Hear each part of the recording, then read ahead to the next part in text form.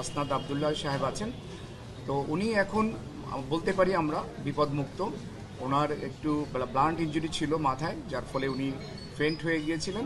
তো পরে আমাদের এখানে আসার পরে ওনার উন্নতি হয়েছে। আমরা তাকে ওসেকে ছিল অনেস্ট অফ ইমার্জেন্সি সেন্টার থেকে আমরা আজকে তাকে কেবিনে শিফট করেছি। উনি মোটামুটি ভালো আছেন। তবে আমাদের সাথে এই 5 জনের মধ্যে 2 জন তাদের সার্জারি লাগছে।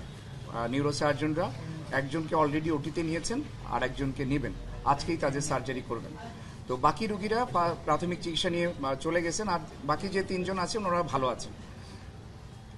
আমরা ঢাকা মেডিকেল কলেজ হাসপাতাল, আমরা যারা প্রশাসনে আছি এবং আমাদের সাথে যেসব চিকিৎসক নার্সরা আমাদের সহযোগিতা করে, আমরা সবসময় যে কোনো ক্রাইসিসে, দেশের যে কোনো ক্রাইসিসে সবচেয়ে বড় লোডটা আমরা বেয়ার করি এবং আমরা করে যাব ইনশাল্লাহ।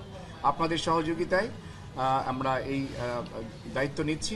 আর একটা বিশেষ বিষয় আমি বলতে চাই, আমাদের এখানে এখনও 100 জন ভর্তি আছে। টোটাল 850 জন আমাদের এখানে ভর্তি হয়েছিলেন। 2000-এর উপরে রুগী আসছিলেন, তার মধ্যে 850 জন আমাদের এখানে ভর্তি হয়েছেন। এখনও আমাদের কাছে 100 জন রুগী আছে।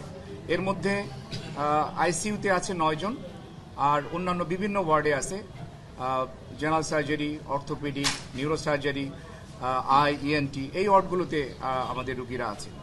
তো বেশিরভাগ মানে আইসিইউতে যে কয়জন আছে, আপনারা জানেন যে আইসিইউতে থাকা মানে তাদের অবস্থা একটু ক্রিটিক্যাল। বাকিরা আশা করি আমরা তারা সুস্থ হয়ে যাবে। সহযোগিতা করছে সেটা বলেন। আর আমরা বিনা পয়সায়, বিনা খরচে, আপনারা জানেন যে সরকারি হাসপাতালে সকল ওষুধ এবং জিনিসপত্র সরবরাহ থাকে না, কিন্তু আমরা এই যে বৈষম্যবিরোধী ছাত্র আন্দোলনে আহত যারা আছেন তাদের জন্য আমরা সবকিছু বিনামূল্যে ব্যবস্থা করছি এবং তাদেরকে আমরা নির্দিষ্ট কয়েকটা ওয়ার্ডের মধ্যে রেখেছি যাতে তাদের ম্যানেজমেন্ট বা মনিটরিং বেটার হয়। সেই জন্য আমরা তাদেরকে বিভিন্ন কয়েকটা ওয়ার্ডের মধ্যে রেখেছি। আমি আপনাদের মাধ্যমে সবাইকে একটু আহ্বান জানাবো। আপনারা জানেন যে এই রুগীগুলো বেশিরভাগ বুলেট ইনজুরির রুগী। তো বুলেট ইনজুরি মানে এখানে একটা ইনফেকশনের চান্স থাকে। তো ভিজিটর একটু নিয়ন্ত্রণ করা দরকার।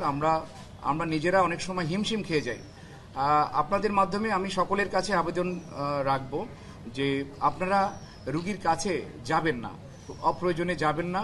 তারা সুস্থ হয়ে যাক, আমরা সেই দোয়া করি, আপনারাও সেই দোয়া করেন। আর তার অ্যাটেন্ডেন্ট হিসেবে একসাথে একজনের বেশি যেন তার সাথে না থাকে, এই ব্যাপারে আপনারা একটু সহযোগিতা করবেন। তাদের আপডেটে 2 জনের অবস্থা একটু খারাপ, মানে খারাপ বলতে তাদের সার্জারি লাগছে, তাদের ইন্ট্রাক্রেনিয়াল হেমোরেজ হয়েছে, মাথার মধ্যে রক্তক্ষরণ হচ্ছে, সেই কারণে এই 2 জনের সার্জারি লাগছে। আর বাকিদের সার্জারি লাগবে না, কনজারভেটিভ ট্রিটমেন্টে ইনশাল্লাহ ওনারা ভালো হয়ে যাবে। ওনারা ছাত্র না।